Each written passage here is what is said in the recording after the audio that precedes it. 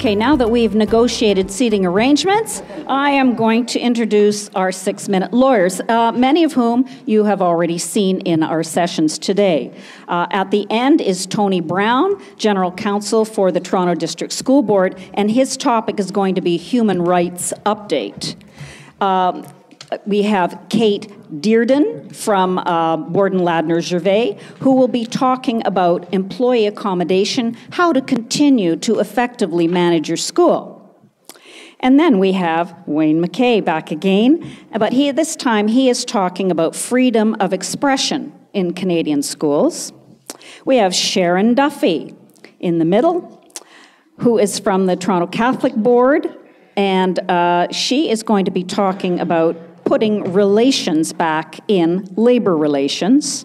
And Eric Rohr, partner Borden Ladner Gervais, supporting students' mental health. Now, this is the way this is going to go.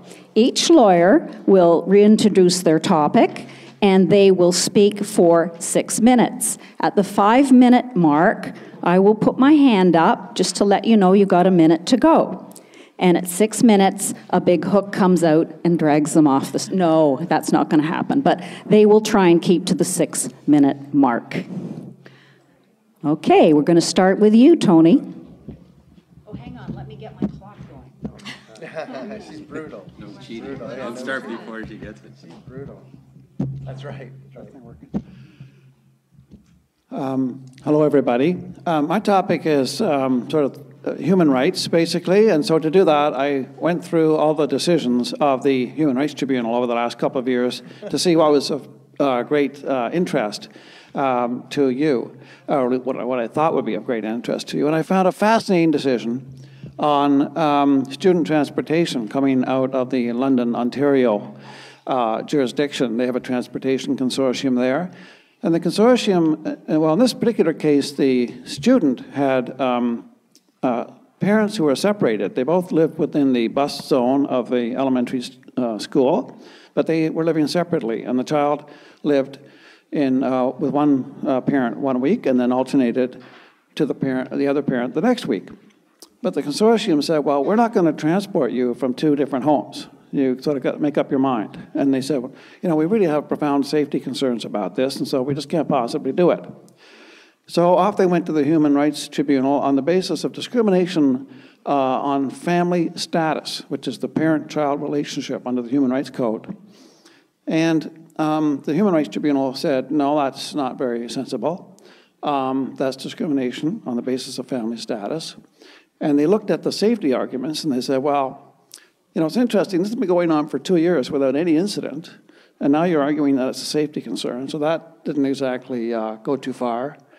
And then they looked at the policies of the neighboring boards, and they were already doing these alternate bus arrangements. So that argument didn't go too well either. And so the school board and the consortium lost the case. Now, what's significant about that case for people here?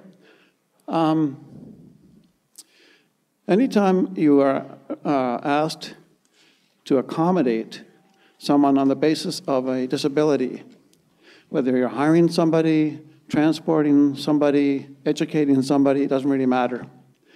You always have to look at their individual circumstances. So even though the consortium had a rule, and it was a good faith rule, nobody was saying there was bad faith involved, you have to take that rule and translate it into that student's particular situation. And you'd be amazed how often people forget to do that. You know, it's not good enough to say, well, that's what our policy manual says. If you're dealing with a disabled person, you have to look at all the facts and say, does that make sense for this person? And sometimes it's okay to say, look, we really do have safety concerns. Like if one parent is 2 miles down the road, or, you know, I mean, there are all kinds of facts which may not mean that you're discriminating. But in this particular case, they said it was discriminatory. But the broad brush approach, blind to individual circumstances, does not work. So that is the message. That is the 6-minute message. How am I doing time-wise? Do I have time to rant about anything else? How am I doing? We have 2 minutes to go. 2 minutes, excellent. One of the lawyers in the TDSB legal department just got this decision. CM versus Toronto District School Board, 2012, Human Rights Tribunal. This case went back to 2008. And it was a family that filed 3 different human rights complaints against the TDSB because every time we disciplined their kid, they said it was because he was of African-Canadian origin. So 40 pages later and 4 years later, the Human Rights Tribunal said, no, they disciplined your child because he was being a bad boy. So, and this is a good analysis of what discrimination is and is not. But the lesson here is they went through everything that the school administrators had told the parents, had done to the parents, the whole history over hours and days of hearings, and a 40-page decision, which is pretty long by any standards, and took a lot of people out of the schools to come and testify. But sometimes you do have to fight the good fight when you know there's no basis for a human rights complaint. In this case, we were able to do it, and we were successful. So it's interesting analysis. You can get human rights decisions online for free, and this is a good one to read. Thank you.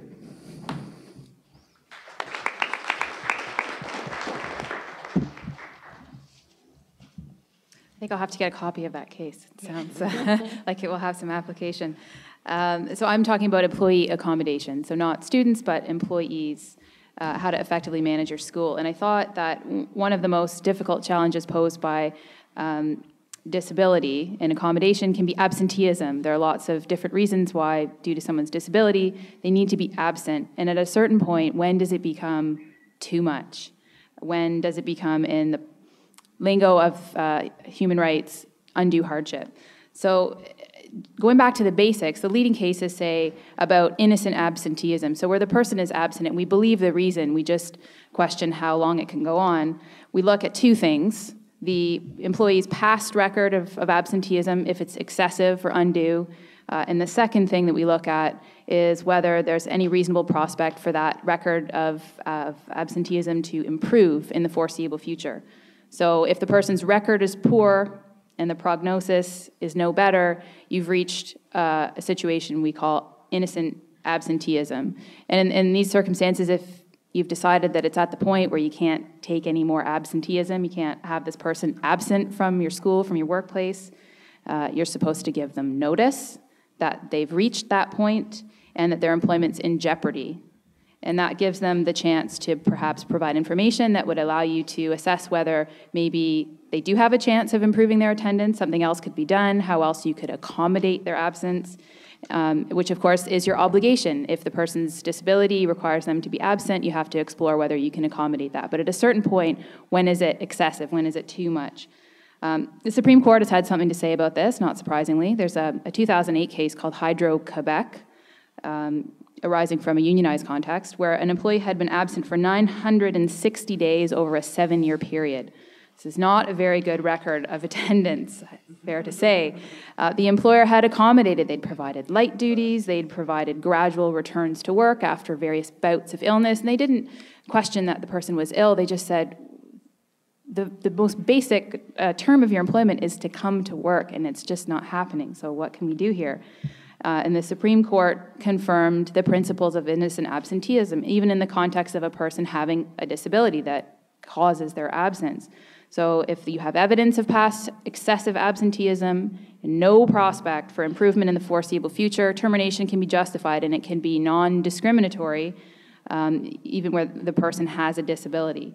You just have to look at the proof, the evidence in the particular circumstances. You can't make assumptions. So we've had some recent arbitration cases in this area. One recent case arising from the municipal sector in Ottawa before an arbitrator. An employee had a known physical disability, and he was absent from the workplace quite often, and they had accommodated that. And all of a sudden, it got a lot worse. It doubled. For example, he was absent 53 days in a year, and then over a period of 18 months, 134 days. And it just became intolerable. They didn't know when this person was going to come and who was going to do his work. they terminated his employment. And at the termination meeting, he said something about, I have a medical appointment. I'm seeing a specialist. And the employer didn't really know what that meant, but they also didn't ask. And it turned out that he had been in denial that he had a mental illness and that he'd been seeking treatment, and he was getting a lot better, and he was going to be able to improve his attendance. So he was reinstated. So it just highlights the importance of looking at all of the information about the absenteeism, and does this person ever have a chance of coming back to work? However, in that case, the arbitrator decided it wouldn't be fair to order back pay for all of that period of time when he wasn't working, because he did have to accept the consequences of not having followed up diligently with his medical treatment to improve his attendance. So, the outcome there seemed fair. Another case, again, an arbitration case, unfortunate drug and addiction problem. Obviously, there would be a lot of attendance issues with someone who has drug and alcohol dependence, and this person had significant attendance problems and had been put on notice and had notes, and it just became apparent that no matter what accommodation was provided, this person was never going to be able to work and attend work regularly. So in that case, he was not reinstated because he just didn't have any medical evidence that he was going to improve his attendance. And although the arbitrator said that it was very sad circumstances and it was due to disability, it had reached a point of undue hardship for this employer. They just simply he had no prospect for ever coming to work on a regular basis. And as an employer, you reach a certain point where you just can't tolerate that. And of course, the Human Rights Tribunal considers these matters as well. I found an interesting, very recent case of an architect who often worked from home, and the employer wasn't really convinced that he was actually doing any work, and they kept saying, you have to come to work. And his excuse was that he was caring for his ailing mother. And the tribunal actually, in a very lengthy decision, went through all of the absences, the extent to which they heard evidence on it, and said, you know what, a lot of these absences were actually due to his caring for his mother, which triggers the family status obligation. So employer, when you terminated his employment for these absences, taking care of his mother, that was a violation of the Human Rights Code. You should have accommodated that. You could have accommodated that. He worked from home. He managed a major development project, and he did it effectively. People testified that he did a good job. He just happened not to do it from the office. And in that case, the employer was ordered to pay $15,000 for injury to dignity for having terminated this employee who was absent when he was taking care of his mother. So a few of the risks there in terms of absenteeism. Thank you.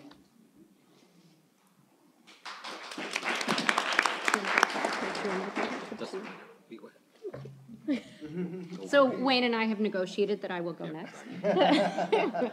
And initially, sorry. Not because they're late in the day, they might be confused. He is very pretty, isn't he? So initially when I got this topic, putting the relations back in labor relations, I thought, great, I can talk about relationship building. Little did I know that we would find ourselves in this particularly challenging time dealing with the MOU and Bill 115. But here we are, so I'll do my very best in this particularly challenging time. So I will put my bias on the table right away. I'm a management side lawyer. I work with the Catholic school board, and so we are ensconced in MOU. It's kind of all we've been dealing with in the last little bit. And I would say that generally across the province in the education sector right now, we're characterized by three things. Discontent, and that's kind of across the board, whether it be with boards, whether it be with associations, whether it be with the general membership. Uncertainty, because every time I read that MOU or the bill, it engenders yet more questions for me. And then lots of work attempting to implement it. And I think that's equally fair for the associations because they've gotten mandates probably prior to the MOU coming into effect and to the bill coming into effect, and so they're scrambling a little bit too on their side. So it really is a particularly challenging time in labor relations.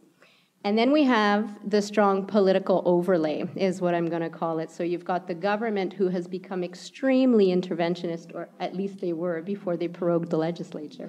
But they were extremely interventionist at one point. And then for Catholic boards, this may not be an issue with the public boards, but for Catholic boards, you actually have some friction between the provincial associations and the local units. So there really are a lot of factors at play in terms of labor relations at this particular time. And then you put on top of that everybody trying to negotiate collective agreements prior to December 31st, and you have kind of a simmering pot, and the lid is just kind of sitting on it. So where does that leave us? I think with a significant amount of frustration across the sector right now, and understandably on all sides of the fence. So what do we do to diffuse that frustration? Well, if we're talking about relationship building, I think that these things are applicable in this particularly challenging time, but I think they're also applicable kind of on the day-to-day. And this is partly how I try to run my practice to try to assist in actually creating positive labor relations. And some of these things may seem very obvious, but relationship building isn't rocket science. It's hard work. It takes a lot of dedication. It sometimes is extremely frustrating, but it's not rocket science. So the first thing I would say is talk to your reps or your union leaders. You cannot build a relationship if you're not having any conversations with them. I've often heard from a variety of union individuals, whether that be at the local level or at the provincial level, that the concern is that management is hiding things from them, that they're not telling them things, that they're not involving them in things. And when you have a vacuum of information, that vacuum gets filled often with innuendo and rumor.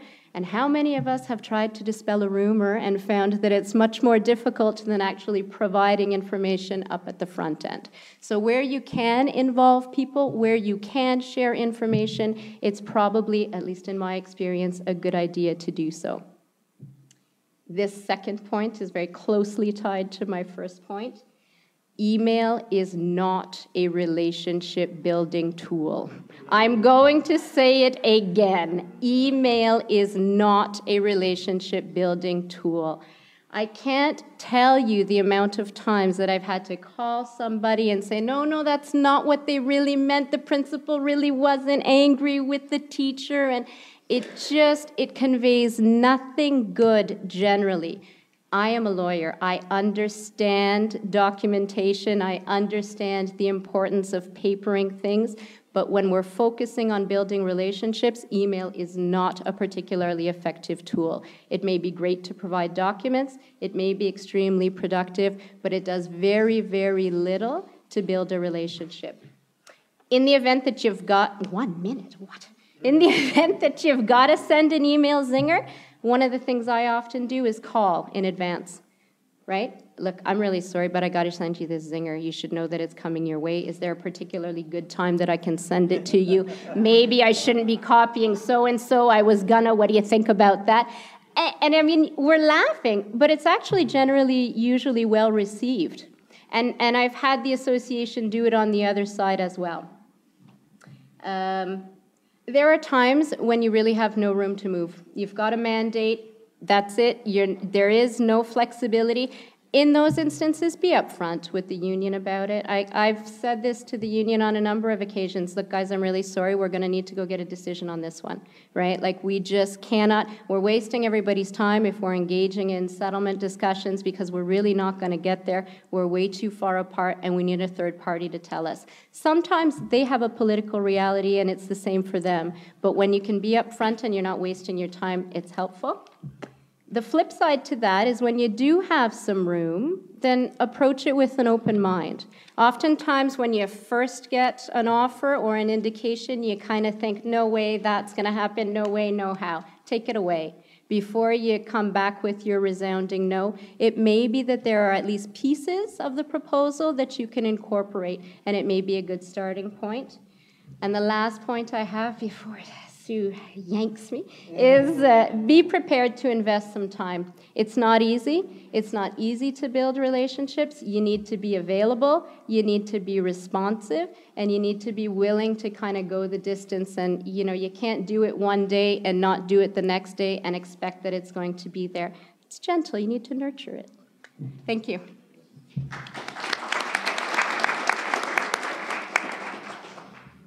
Okay, just before I start, although I'm using my time, I hope somebody's clarified whether it's an hourly billing, even though it's the 6-minute lawyer, but I'll leave that. It's kind of a free speech issue. So my topic is to talk about current issues in free speech, and as far as cases, there's not a lot, but there certainly are some issues. So in the short time, I thought I would just identify from my perspective what are some of the categories of questions for free speech.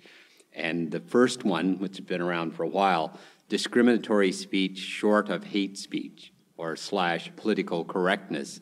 And in looking into that, I didn't find cases, but I did find some interesting examples. There was a National Post attack upon or critique of the Toronto School Board because they had in some of their schools stick pictures of people in groups of 3. So yet the view was that the Toronto School Board was promoting threesomes and thereby polygamy. I don't know if they got into issues of whether they're male and female stick people or how you do that. I'll leave that. Anyway, this I'm not making this up. They actually did, I don't know what came of it, it wasn't a case, but they did challenge the fact that and argued, some people did, that this was inappropriate in the school context. So that's kind of a political correctness. And I think part of the idea, as I understood it, behind the stick people in the first place was really inclusion, talking about different diversity and those kind of things. But they were upset by the threesomes. So you can tell me later whether the Toronto School Board actually supports threesomes. Secondly, the Queen's recent case, or recent story about a professor at Queen's who was teaching about a particular time period in history where there was a lot of discrimination, and as a way of dramatizing that, kind of acted out using what would be discriminatory and offensive language, telling them ahead of time that this was done to try to give them a taste of what it would be like to live during this time if you were Japanese or East Asian or whatever. And he was terminated, or at least at the moment dismissed from his job for that, which again raises questions and debate from an educator's point of view. Is that a good or bad thing? So those are a couple of high-profile examples. A third quick one, I'm sure I'm moving through here quickly. Recently there was a critique by a religious-based group of the curriculum, which they saw as being too gay-friendly. And in fact, they had a talk show on a religious-based program, and were then brought towards before the standards committee because they were making statements like the Ontario schools were teaching 3-year-olds how to engage in anal sex, which I think is unlikely, which is even more problematic than your threesomes. But I'm starting to question whether I should be in Toronto. But anyway, that whole thing was raised, and it is going actually before the Canadian Broadcasting Council as to whether or not the host of that show was sufficiently controlling with those kind of comments. So anyway, that's still an issue. Second one, linking back to our first keynote speaker, religious accommodation, or intersection of religion and free speech. And particularly questions about wearing the burqa or the niqab and sort of those kind of questions which are starting to emerge and have both free speech and religion components and part of that. Interesting fact situation out of Nova Scotia, which caused quite a controversy for a while. A young man who was son of, or was a fundamentalist Christian, wore a T-shirt to school saying, "Life is wasted without Jesus." And rather probably overreaction on the part of the school board, they suspended him, saying that that was offensive to non-Christians, to wear a shirt that said life is wasted without Jesus. And that went back and forth. Eventually they relented and he was allowed to go back to school. They brought in the Human Rights Commission to try to use it as a teaching opportunity to talk about religion and diversity and those kind of things. The son and his father wouldn't allow the person who wore the T-shirt to attend the session. So raises interesting questions. Great idea for T-shirts, doing like what life is wasted without Lawworks. Life is wasted without education. So it's a great marketing opportunity, I think. But Another U.S. one, odd cases, there's a case, Bong Hits for Jesus, which was a poster they held up. I'm not quite sure what it was supposed to mean, but it was defended, as students had put this up at a track meet, as free speech. It went all the way to the Supreme Court of Canada, and they said, no, that was offensive. U.S. Supreme Court. And they said that was offensive and therefore not free speech, which seems kind of odd, doesn't it, in the land of free speech. And I saw in the Globe a couple of days ago, not a case, cheerleaders who were performing with religious slogans on their T-shirts. And that was challenged and is being debated whether that's First Amendment. So the religion element seems to be there. Third component, violence in schools and striking the balance between protective schools, thank you, and free speech is still an issue out there, not so many new cases. And finally, the fourth area, cyberbullying and the wild frontier of the internet. And the one relatively new case there is the AB and Bragg case, but the whole area linking back to my keynote of cyberbullying and what's protected free speech. And a lot of the arguments for putting whatever you want online, and even arguments that anonymity itself is a privacy right, or that that's a free speech. The right to speak anonymously is a free speech right. And that's just brand new territory, which you'll be dealing a lot more with, I guess, in terms of where does free speech begin, where does privacy and defamation and other things limit that. So those are the four emerging themes as I see it. And I'll only charge for the 6 minutes.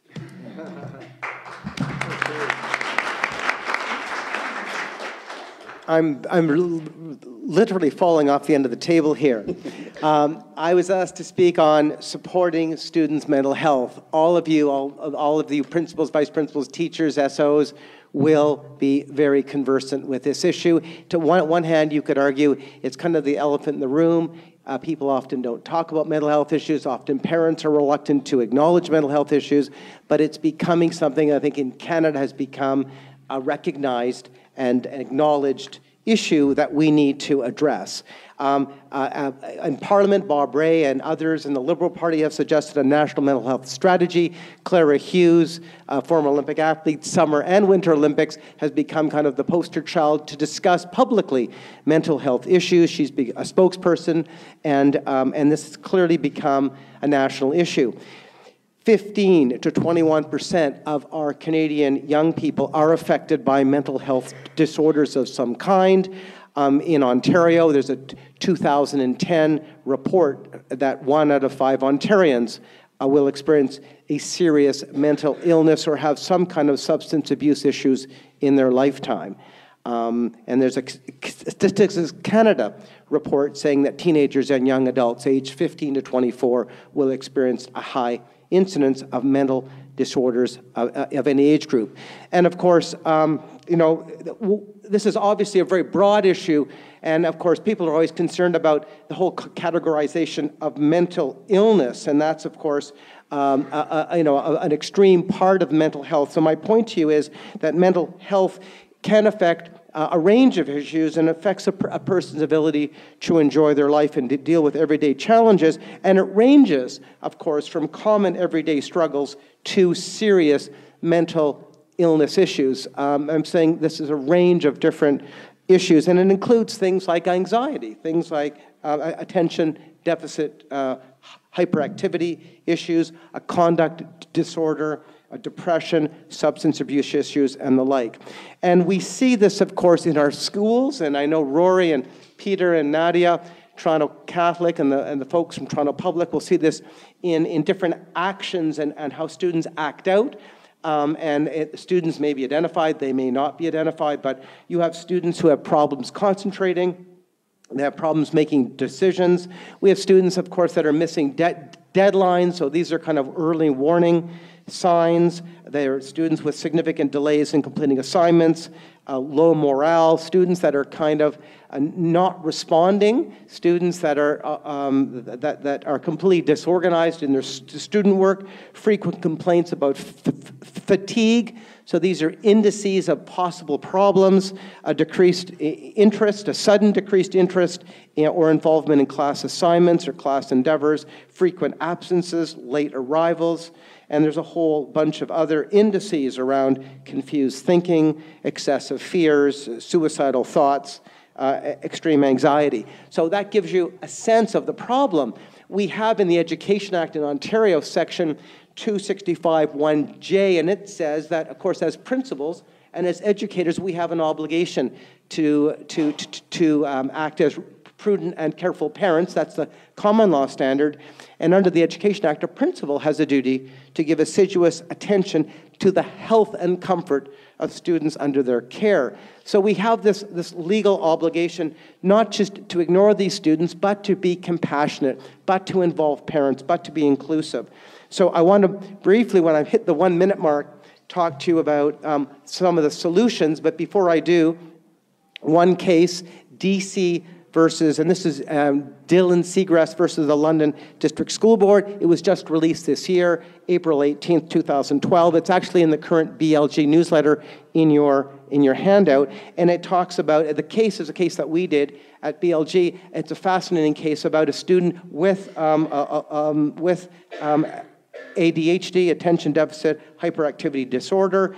He had a visual spatial learning disability, and he attended grades 1 and 2, was being bullied in his school by some of his schoolmates. Parents brought him home. He was homeschooled for a while. Then he re-entered half-day in grade 5, and that's when the fireworks began, because the mother said he should be permanently half-day. And he was doing well in school, and he was doing well, and they were giving him accommodations, and he was having some support with the CERT and the education assistant. He was doing well, and the principal was saying, we need to integrate. We need to get him back into school. And the parents said, absolutely not, it's far too early. And there was a big fight about it, which ended up into a 6 or 7 day hearing before the tribunal. And basically, the bottom line was the tribunal said, we're not going to second guess what parents do. We're not going to second guess what the school does. We're not going to be a court of last resort. We're going to defer to the educator. And if you took reasonable actions, and if you attempted accommodations that consistent with your IPRC and IEP, that is sufficient. But we're not going to be acting as an appeal process to the school. So that was a very good decision.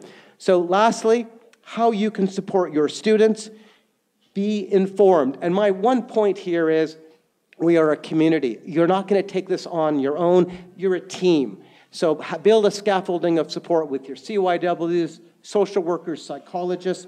Build support, involve parents, get your parents in early, educate them. We need a team approach. Number 3, reach out to the community. Specialists, outside people, consultants, reach out. Be supportive, be understanding, work with the parent community. And basically, you're not alone in this. While you're one part of the community, you play a significant role, but with early identification, sharing relevant information, consultation, accessing outside professionals, collaborating with the student's family, we can do our best to provide students with the best support possible. Those are my comments.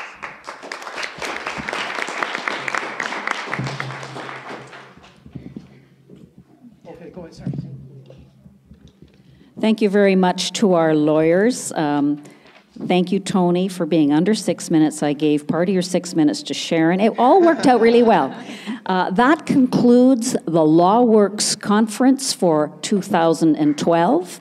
I wish to thank our partners, Borden Ladner Gervais, Toronto District, and Toronto Catholic boards. And we hope you have enjoyed the day. We would love it if you would fill out the evaluation form in your packages, and if you would leave that form and your name tags at the table near the front.